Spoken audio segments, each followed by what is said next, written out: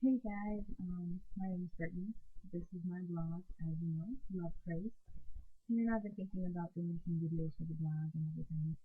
So this is my first video. It's actually really dark in here because it is 12:05 in the morning, and I'm like sitting here in my room all alone with a candle and whatnot, and I was thinking about, of course, love and that whole thing. So the topic that I want to talk to you all about tonight is the feeling of completeness and versus being incomplete.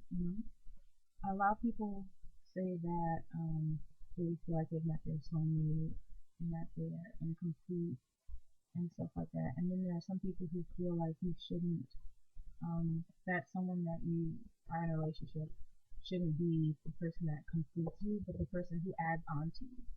And that's definitely something I believe in, is the whole thing about being complete. I feel like if you don't completely love yourself first, there's no way you can fully show someone else the amount of love that they deserve as a person.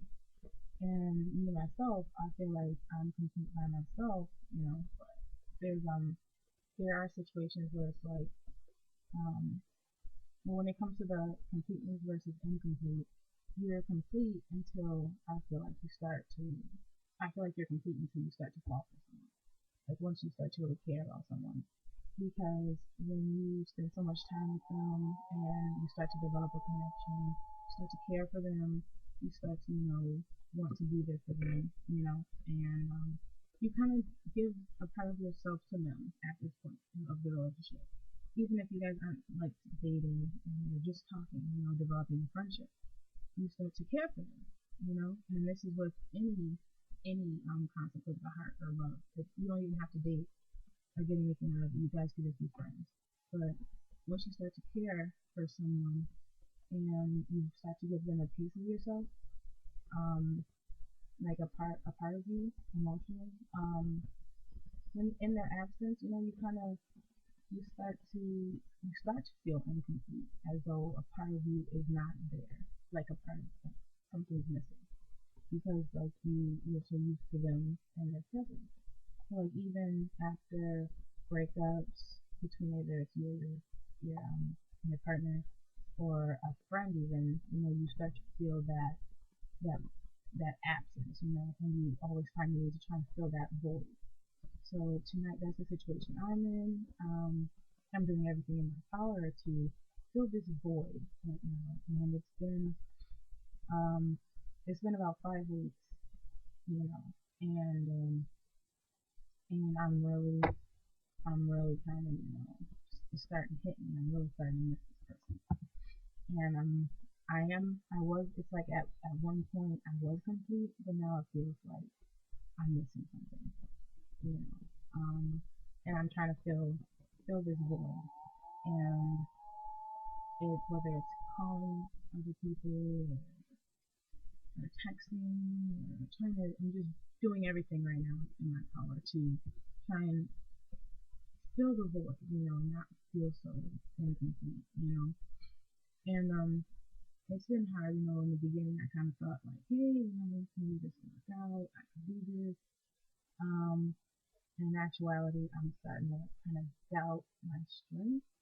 I mean, I'm not really fully doubting, but it's just like I'm not liking the feeling that I have right now. Like I'll have to, if anything, this will make me stronger, and learn how to deal with this. But yeah, it's rough, it's really rough. So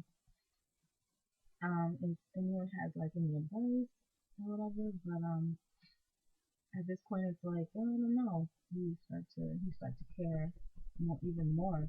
I thought that the distance and the time apart would, kind of let the fog of like maybe if there's infatuation there. I thought like, oh, okay, this time apart will kind of let that fade away. So far, it hasn't, and I mean, I'm not a veteran when it comes to love, but I do know that there is a strong possibility that love is somewhere in the mix.